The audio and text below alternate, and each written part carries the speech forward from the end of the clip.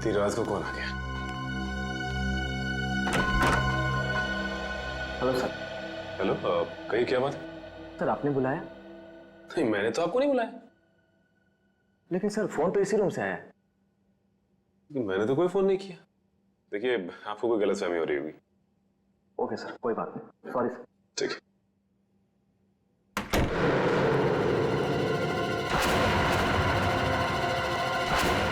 सवाल है, मैंने तो कोई फोन किया ही नहीं, तो फिर फोन कहां से है?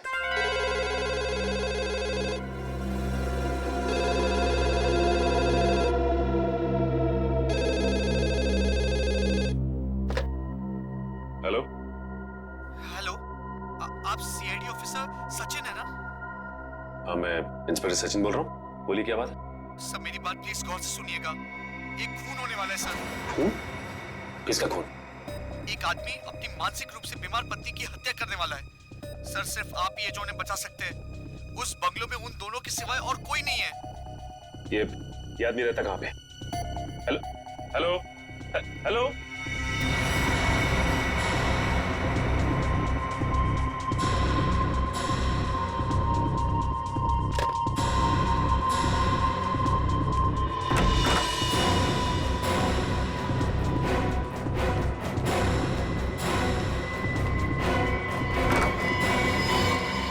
तुम क्या? एक आदमी का फोन आया था, उसने कहा किसी की जान को खतरा है।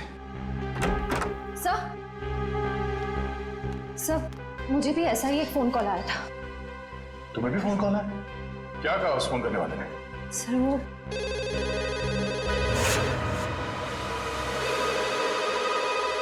इतनी रात को कौन फोन कर रहा है?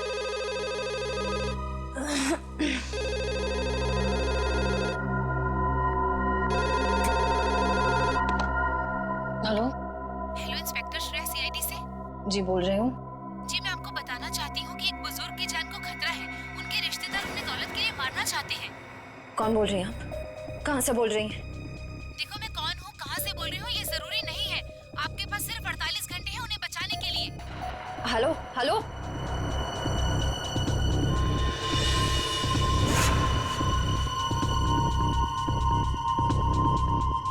बुजुर्ग आदमी? सर, मुझे जिस आदमी ने फोन किया उसने ये बताया कि एक मानसिक रूप से बीमार पत्नी को उसका पति मारना चाहता है। फोन पे जिस आदमी से मेरी बात हुई उसने ये नहीं बताया कि कौन मरने वाला है। हाँ वो तो हो गया, सेमिनार ठीक ठाक ही रहा। ठीक है, गुड नाइट। ओके।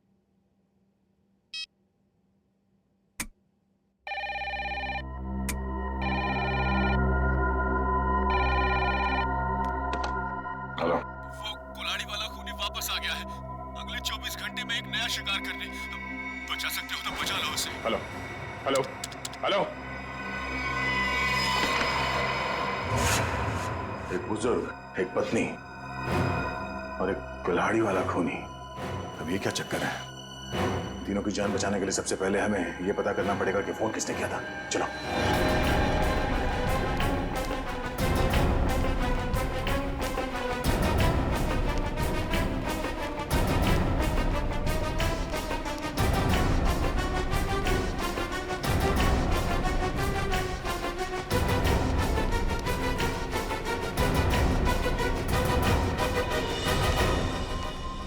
रिसेप्शन तो खाली है, कोई नहीं यहाँ पे। तो फिर फोन किसने किया सर यहाँ से?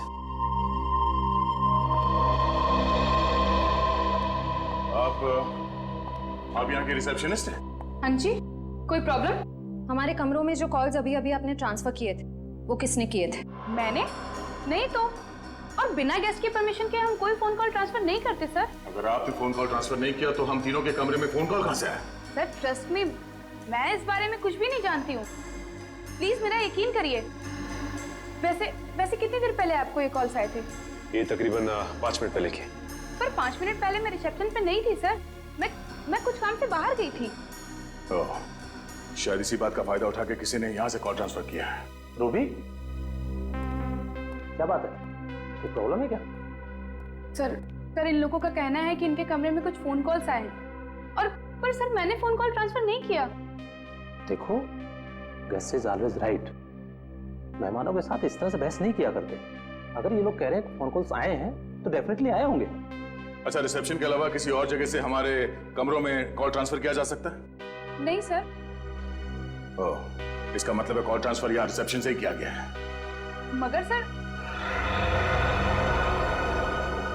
हाँ सर, जाने से पहले मैंने चंदर को यहाँ रुकने के लिए कहा था। ये चंदर कौन है? हमारे स्टाफ का मेंबर है सर। और ये चंदर इस वक्त कहाँ है? हाँ,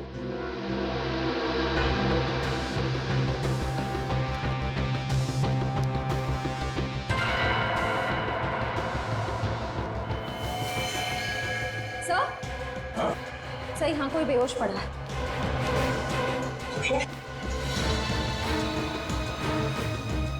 मैम प्लीज जरा पानी लेके आइए। या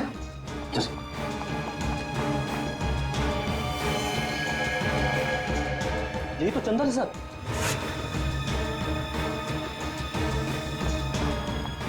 ये लीजिए सर।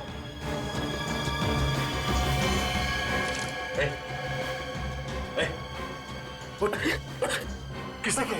हाँ? कैसे हुआ? सर, मैं यहाँ पर बैठा था, किसी ने मेरे सर पे बहुत जोर से मारा। कौन था वो? चेहरा देखा उसका? हाँ सर, तो वो एक औरत और एक आदमी। उसका स्केच बना सकते हो? हाँ सर, हाँ। ठीक है।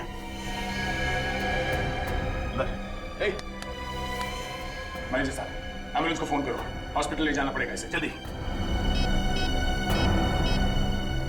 सर, जरूर वो लोग हम पर नजर रखे हुए थे। उन्हें ये पता था कि हम कौन सी होटल में ठहरे, कौन से रूम्स में ठहरे। हाँ सर, अगर इन हादसों के बारे में उन्हें हमें बताना ही था तो सुबह जब हम सेमिनार में आए थे वो भी बता सकते थे। इतनी रात को फोन करके बताने का क्या मतलब? ये सब एक इत्तेफाक नहीं है, सोचा समझा गया प्लान है ये। पहले हमारा यहाँ किक्कर जैसी जगह पे सेमिनार के लिए आना, उसके बाद हमारे कमरों में फोन कॉल्स।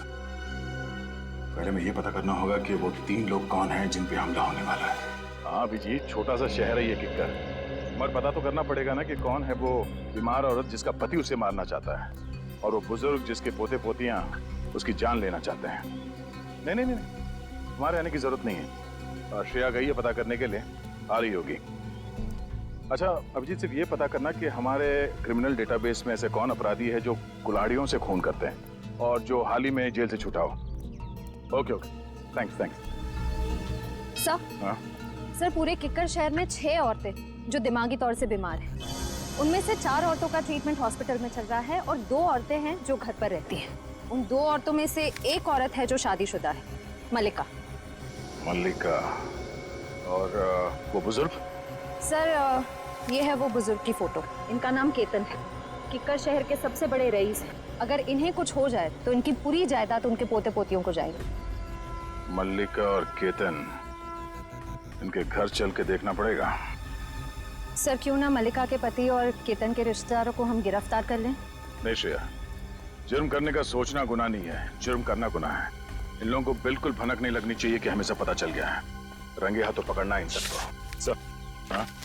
ये रहे उन 2 लोगों के स्केच जिन्होंने चंदर पर हमला किया और उसे बेहोश किया। ये दोनों तो? हाँ सर, ये दोनों वही हैं जो हमें सेमिनार में मिले थे।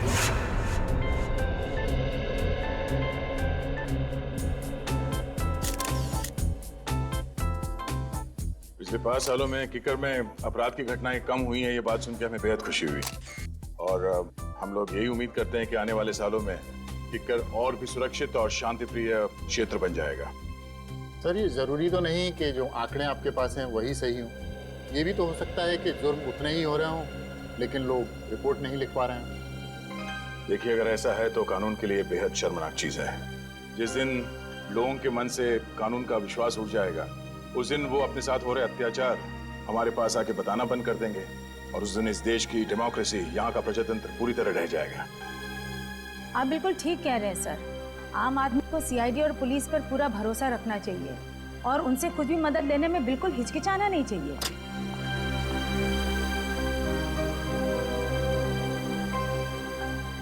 चलिए सर, खाना खा लेते हैं। हमारा अगला सेशन 3 बजे तक शुरू हो जाएगा। तो आप सबसे निवेदन है कि प्लीज ठीक समय पर आ जाइए। चलिए sir. Sir please CID team की एक साथ फोटो।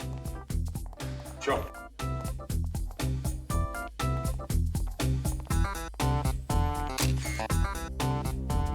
Thank you sir. इन दोनों के बारे में अभय और माया से पता करो और इन दोनों को उनके ऑफिस बुलाओ। ये सब बिल्कुल झूठ है सर। भला क्यों हम किसी पर हमला करेंगे? अगर आप लोगों ने कुछ नहीं किया तो फिर चंदर ने आप ही लोगों का स्केच क्यों बनवाया? अब हमें क्या पता सर, आप चंदर से ही पूछ लीजिए ना। चंदर से पूछ चुके हैं, इसीलिए तो आप तक पहुंचे।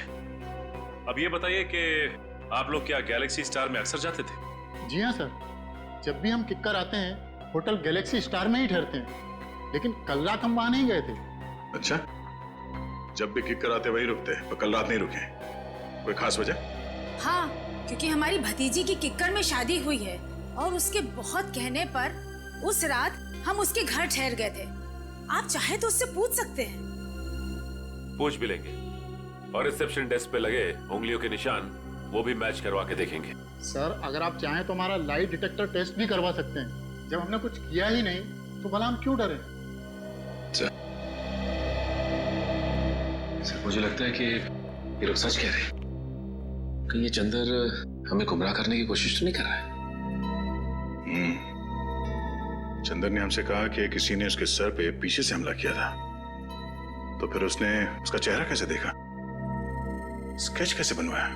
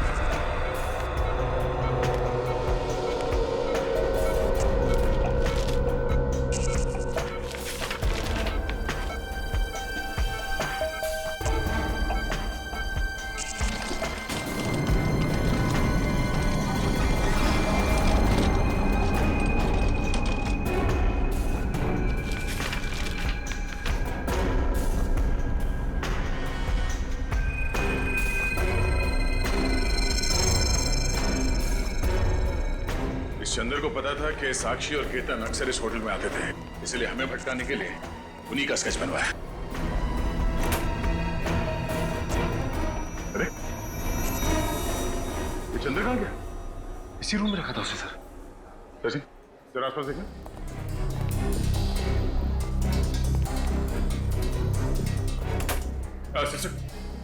इस कमरे में वो चंदर नाम का जो पेशेंट था कहाँ गया?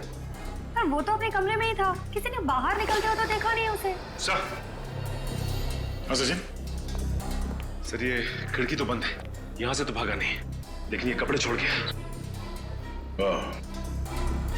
इसका मतलब है मरीज के कपड़े फेंक के भेष बदल के भागा वो यहाँ से। ये चंदर कोई पुराना पापी लगता है।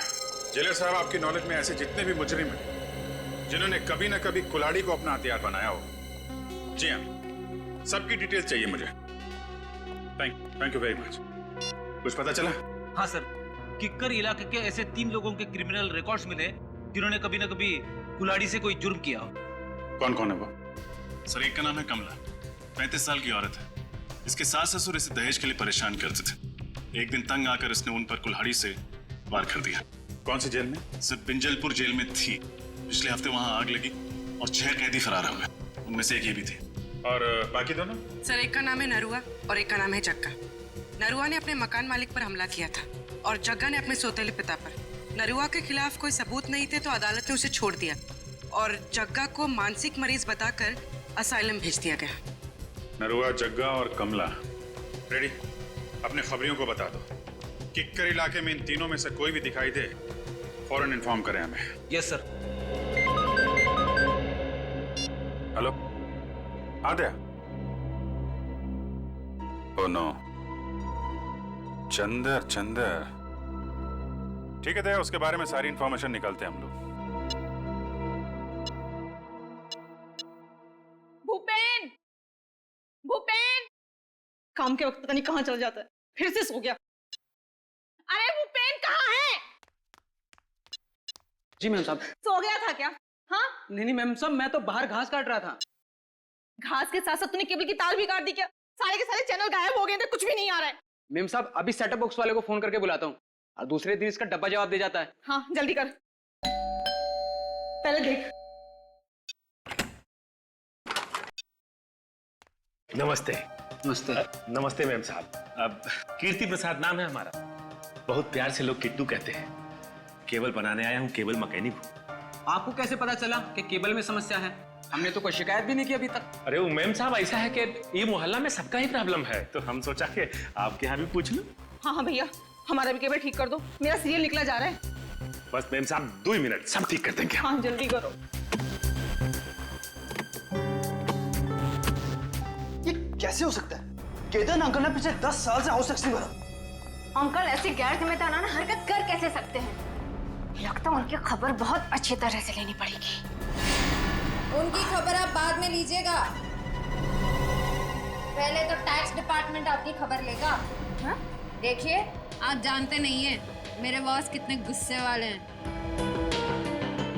आपके बॉस? हाँ मेरे बॉस मिस्टर दयानंद। लेकिन वो हमारी खबर क्यों लेंगे? ये घर तो केतन अंकल का है ना, और सारी प्रॉपर्टी के मालिक वो है। तो बुलाइए उन्हें, कहाँ है वो? जल्दी करो किट्टू, 7 जन्मों के 7 फेरों के 7 रिश्ते मेरा फेवरेट सीरियल है, मिस नहीं होना चाहिए। अरे मैम साहब वो आपका फेवरेट सीरियल है। हमारा भी फेवरेट सीरियल है। पिछला महीना जो गंगवा मरी थी ना, हमारी आंख से ऐसा आंसू गिरा मैम साहब। ये शोर कैसे है? हाँ? दिख नहीं रहा, टीवी खराब हो गया। हेलो सर, माई सेल्फ कीर्ति प्रसाद। बहुत प्यार से लोग मुझे ठीक है चलो। अबे तुमने दवाई खाई? तुम्हें मालूम है ना प्रज्वल कि बिना टीवी देखे बिना सीरियल देखे मेरे को दवाई नहीं लेती हूँ मैं। अरे टीवी खराब है, ये ठीक नहीं होगा कि तुम दवाई नहीं खाओगी। तुम बहुत बुरे हो। दवाई खाओ ना, बी ए गुड गर्ल। लो रुको। क्या हुआ? मैं बताना भूल गया तुम्हें, डॉक्टर ने तुम्हारी दवाइयाँ चेंज की हैं। हाँ ये लो। ये बहुत कड़वी होगी। अरे नहीं होगी कड़वी भी, खा के तो देखो। पहले ही डर जाती हो। नहीं ऐसा कुछ, खाओ ना। वेरी गुड, ये हुई ना बात। अरे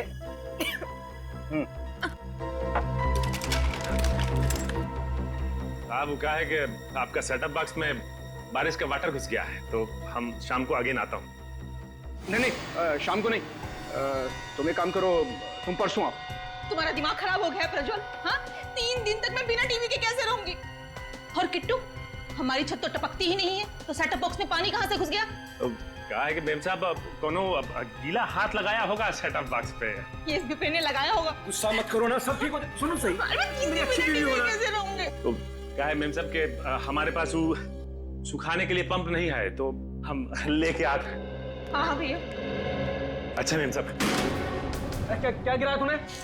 थोड़ा तो नहीं कुछ? अरे नहीं साहब कुछ नहीं। जाओ यहाँ से। हाँ हम आते हैं सर। क्यों गुस्सा कर रही हो तुम?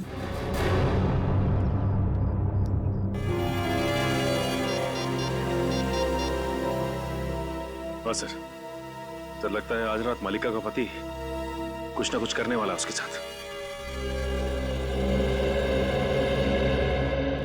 नमस्ते, मेरा ही नाम केतन है और मैं अजय, इनका बिजनेस पार्टनर। केतन जी, मेरा नाम दयाश्री। मैं यहाँ आपके हाउस टैक्स के बारे में बात करने आई। बात यह है कि आपने पिछले 10 सालों से हाउस टैक्स भरा नहीं है। क्या कह रही हैं आप? क्या हम लोगों ने हाउस टैक्स नहीं भरा? हमने भरा तो है। दयाश्री जी, मुझे लगता है आपको कहीं ना कहीं गलतफहमी हो रही है। जे साहब, मुझे कोई गलतफहमी नहीं हो रही। अगर आपने हाउस टैक्स भरा होता तो हमारे रिकॉर्ड्स में भी होता। देखिए, आप जानते नहीं मेरे बॉस कितने गुस्से वाले हैं। अच्छा ठीक है। देखिए, मैं परसों आपके टैक्स ऑफिस आ जाता हूँ और सब कुछ ठीक कर देता हूँ, लेकिन मुझे लगता है कि कहीं ना कहीं रिकॉर्ड्स ऊपर नीचे हो गए होंगे। परसों क्यों? कल क्यों नहीं? मैं अपने बॉस से क्या कहूंगी? क्योंकि कल ऑफिस में हमारी इंपॉर्टेंट मीटिंग है और जेजे का वहां पे होना बहुत जरूरी है। कैसी मीटिंग? इस मीटिंग के बारे में मुझे क्यों नहीं बताया? अंकल, मैंने बताया तो था आपको, शायद आप भूल गए होंगे। अच्छा, हो सकता है। ठीक है, आप परसों के दिन आ जाइएगा टैक्स ऑफिस में। जी जरूर आ जाएंगे। वरना मुझे दोबारा आना पड़ेगा। नहीं नहीं, ऐसी कोई नौबत नहीं आएगी।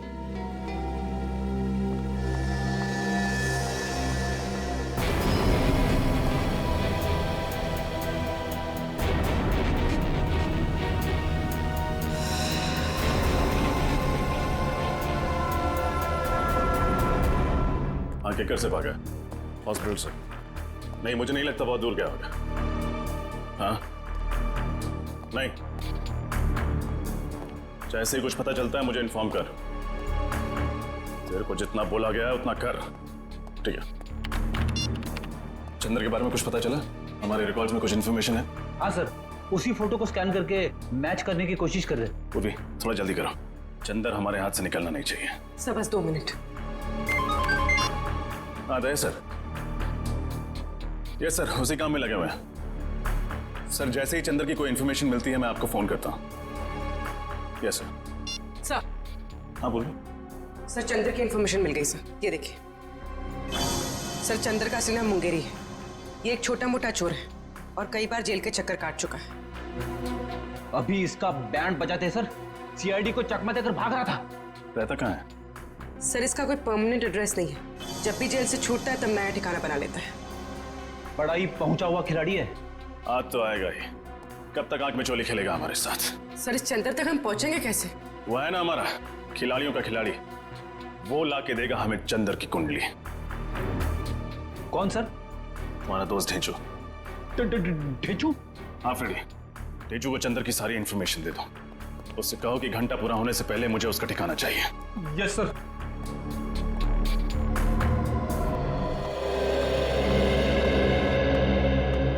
नमस्ते। जरा ये फोटोज देखना। इन तीनों में से कोई ठहरा हुआ था आपके होटल में पिछले कुछ दिनों में?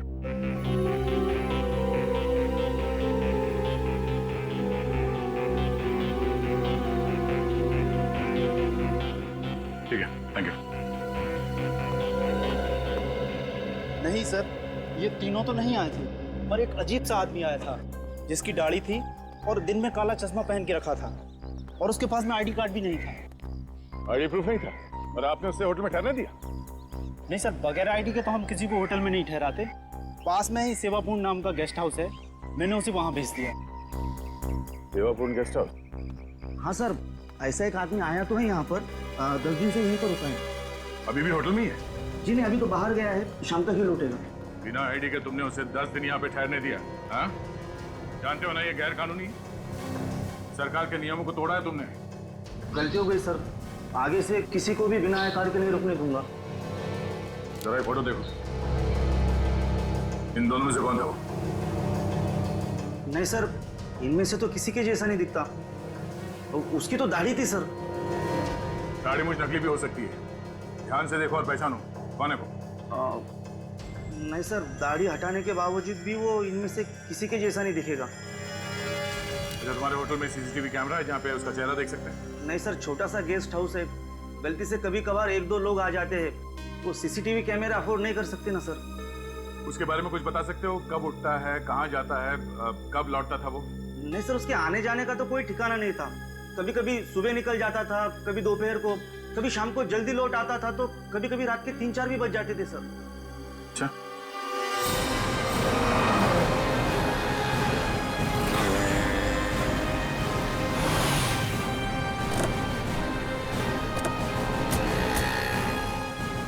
आपको पूरा यकीन है ये चंद्र उर्फ मुंगेरी हमें इसी इलाके में मिलेगा?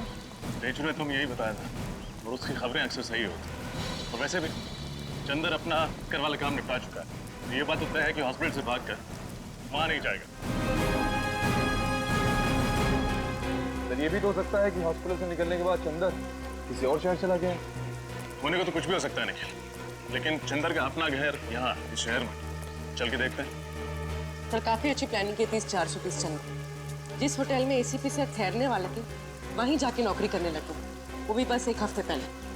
हाँ, घेचू ने कहा था ना कि चंदर पहले भी बहुत सारे फ्रॉड और 420 वाले काम कर चुका है, तो एक होटल में नौकरी करना उसके लिए कौन सा मुश्किल रहा होगा। सुनिए, ये आदमी चंदर, इसका घर कहाँ है? सामने दुकान पे पूछ लीजिए। Thank you.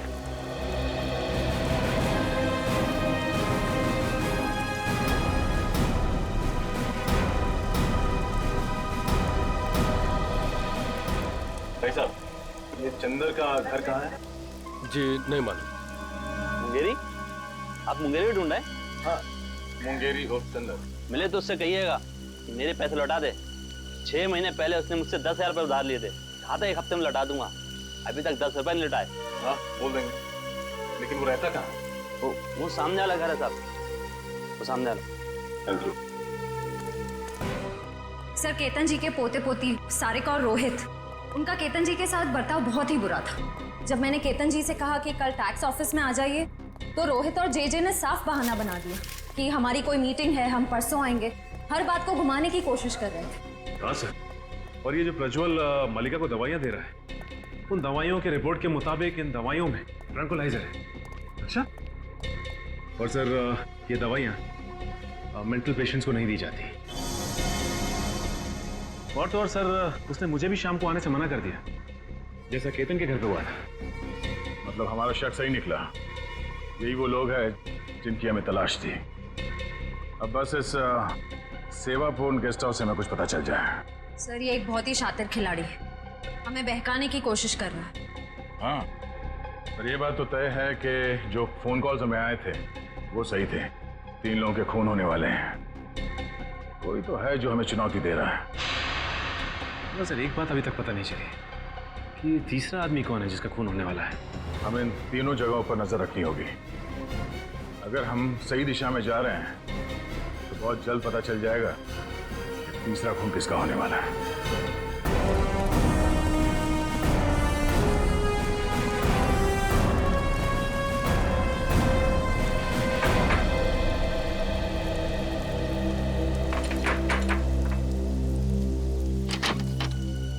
जी कहिए। मुंगेरी से मिलना। आप लोग? CID। निखिल, पूर्वी, देखो कहाँ है?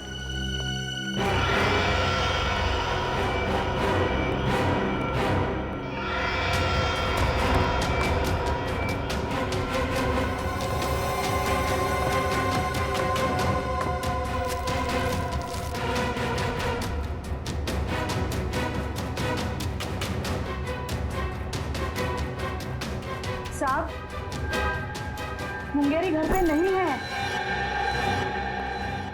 अब उसे बचाने की कोशिश मत कीजिए। ये जूते, ये बैग उसी के हैं ना? हाँ, आज सुबह ही लौटा है वो किक्कर से। एक बहुत ही बुरी माँ रही हूँ मैं। जरूर मेरी परवरिश में ही कोई कमी रह गई हो, इसलिए मुंगेरी ने अच्छाई का नहीं बुराई का रास्ता चुना। सर, मुंगेरी घर पर। देखिए, कोई माँ बुरी नहीं होती। आई एम श्योर आपने उसे अच्छे संस्कार ही दिए होंगे। ये उसकी बदकिस्मती है कि जुर्म की दुनिया की चकाचौंध के सामने उसने अपना ज़मीर बेच दिया। इसीलिए आज तक मैंने कभी उसे बचाने की कोशिश नहीं की। 2 साल से तो वो जेल में ही था। अभी 2 हफ्ते पहले अचानक किसी ने उसकी जमानत करा दी। उसकी जमानत करा दी? किसने? ये तो खुद मुंगेरी भी नहीं जानता। उसे नोटों से भरा एक लिफाफा मिला और साथ में एक चिट्ठी जिसमें लिखा था कि उसे किक्कर जाके कुछ तो काम निपटाना है। ओह, तो इस प्लान का मास्टरमाइंड कोई और ही है। उसे मुंगेरी की जरूरत है CID को गुमराह करने के लिए, और उसी ने उसकी जमानत करवाई। मुंगेरी इस वक्त कहाँ मिली? अभी तो वो बापू बाजार गया है। कह रहा था कि उसे किसी से पैसे लेने हैं। जरूर उस मुजरिम से ही पैसे लेने होंगे जिसने ये पूरा प्लान बनाया है। बापू बाजार।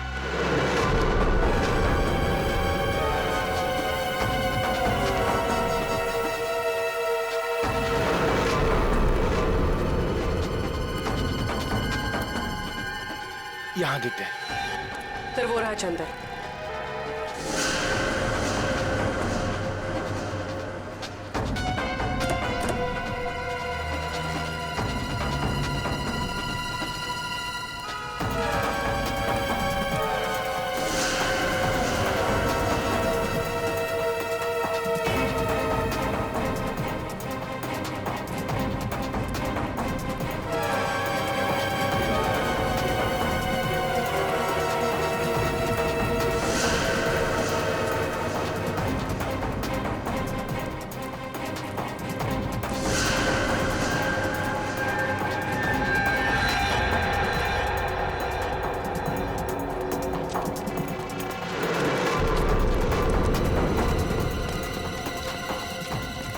किधर गया यार?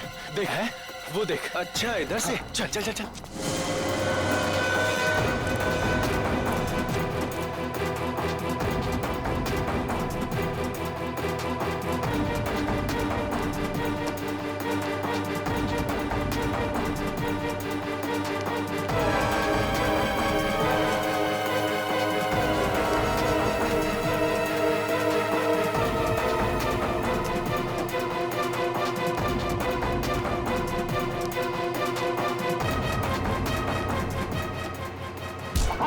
जल्दी भी क्या है मुंगेरी?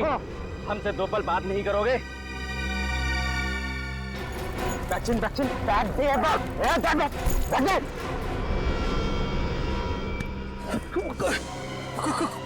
कौन हो तुम लोग? हम आपके दिल में रहते हैं, किस्मत की धारा में सब बहते हैं। फोन पे मुझसे ही तो बात कर रहे थे तुम। अच्छा रघु, लेकिन बॉस ने तो कहा था कि हम दोनों नहीं मिलेंगे। अबे बॉस ने तो ये भी कहा था कि सीआईडी से सावधान रहना, समझे? हाँ, लेकिन सीआईडी को मुझ पर शक नहीं हुआ। बेवकूफ, सीआईडी तुम्हारे घर तक पहुंच गई है। तुम्हें जिंदा रखेंगे तो सीआईडी हमारे कान में खतरे की घंटी बजाएगी। खत्म आगे, समझा? समझा? अबे चल, अबे चल। लेकिन मैंने किया यार।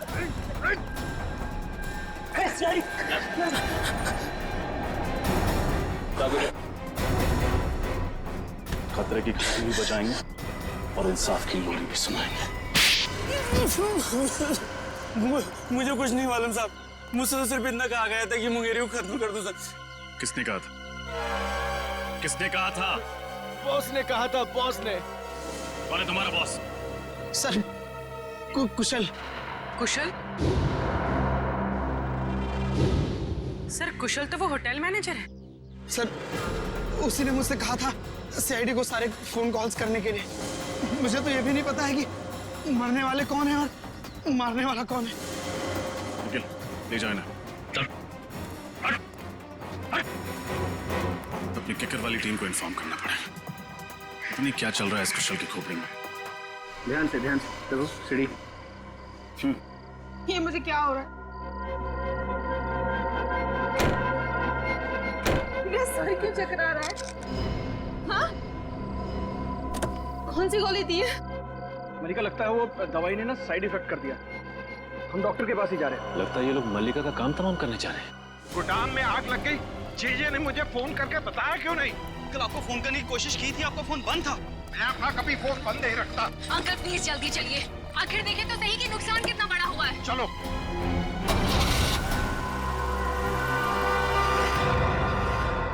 मैं मल्लिका को इस तरह से मौत के मुंह में जाने नहीं दे सकता। कुछ ना कुछ करना होगा उसके लिए।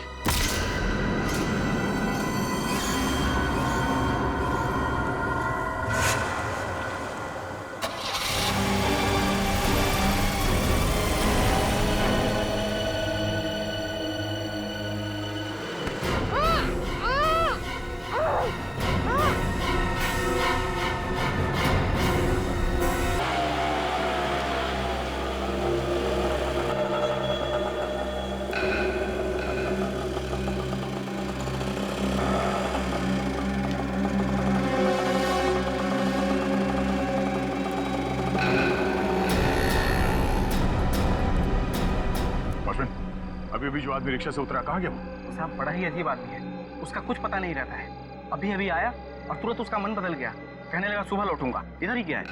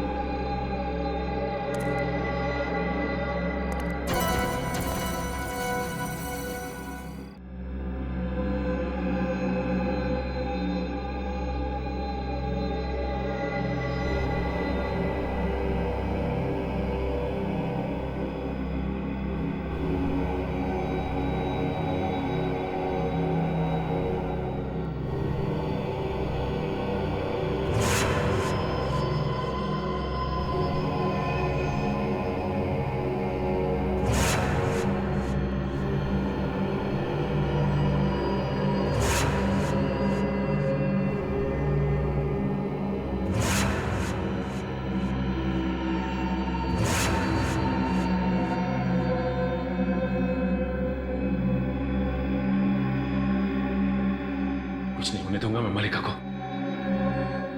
कुछ नहीं होगा उसे। कुछ नहीं।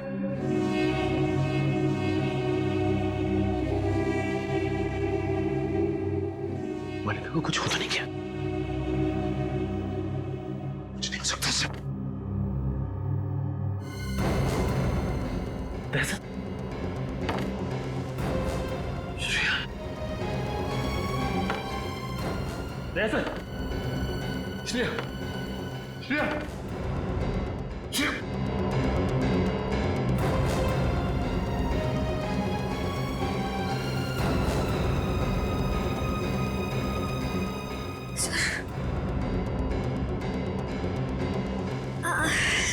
मेरे सर में बहुत दर्द हो रहा है। दहशत। दहशत। Sir sir. दहशत। दहशत। दहशत।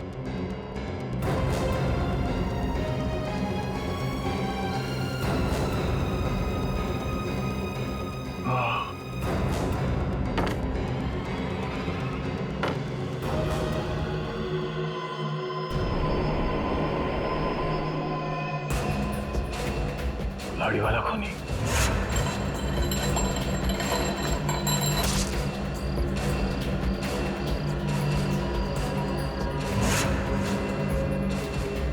ये सब एक साजिश थी हमें बंदी बनाने की। क्या सर? मल्लिका और केतन जी भी इस साजिश में मिले हुए हैं? श्रेया, मुझे नहीं लगता मल्लिका और केतन इतने शातिर नहीं है। हाँ सर, उससे पहले कि वो उन तीनों का खून करे हमें बंदी बना लिया। सर, अगर हमारे यहाँ छूटने से पहले उसने उन लोगों को मार दिया तो? नहीं, ऐसा कुछ नहीं होगा। हम यहाँ से बाहर भी जाएंगे और उन्हें बचाएंगे भी। हमारे हाथ पैर बंधे हुए हैं, दिमाग तो खुला है। माफ कर दो और हम मक्खियां मारते रहेंगे। माफ कर दीजिए साहब, मुझे माफ कर दीजिए। मैंने ये सब पैसों के लालच में किया है साहब। किसने दिए पैसे? वो अभय और माया है साहब। अभय और माया?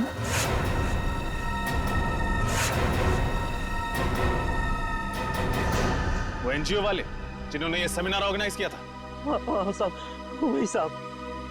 साहब वो सेमिनार तो एक बहाना था साहब। वो लोग बोल रहे थे कि अब देखना हमारी चूहेदानी में सीआईडी के 3-3 चूहे कैसे आकर फंसते हैं। चूहों को नहीं, शेर को दावत दी है उन्होंने अपने घर पे। लोग सोच भी नहीं सकते तुम जैसे मच्छरों का दया सर क्या हाल करें। कहाँ रखा है हमारे तीनों ऑफिसर्स को? साहब मुझे नहीं मालूम साहब, कुछ नहीं मालूम। वो लोग बातें कर रहे थे कि ऐसी भीड़ भाड़ वाली जगह पे रखेंगे जहां पे किसी को शक ना हो साहब।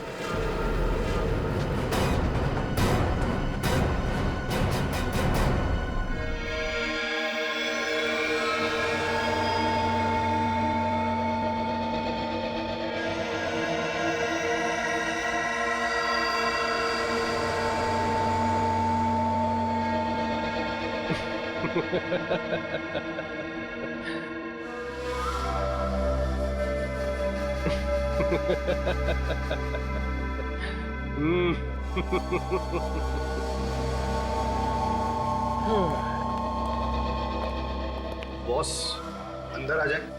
अरे अभय माया, आओ आओ। बहुत अच्छा काम किया है तुम दोनों ने, बस एक कमी रह गई। कमी? वो क्या बॉस? अरे उन सीआईडी वालों के पिंजरे में कैमरा नहीं लगाया ना तुम लोगों ने। मैं देखना चाहता था कि सीआईडी वाले कैसे चीखते हैं, चिल्लाते हैं, गुर्राते हैं। वो सीआईडी वालों को तड़पाने का मजा ही कुछ और है। बॉस सब इतनी जल्दी हो गया कि उनके सेल में कैमरा लगाने वाली बात दिमाग से ही निकल गई। नहीं नहीं, कोई बात नहीं। ये अच्छा हुआ कि तुम मल्लिका और केतन के कमरे में कैमरा लगाना नहीं भूले। लेकिन बॉस, आप इन दोनों के साथ क्या करने वाले हो? बम।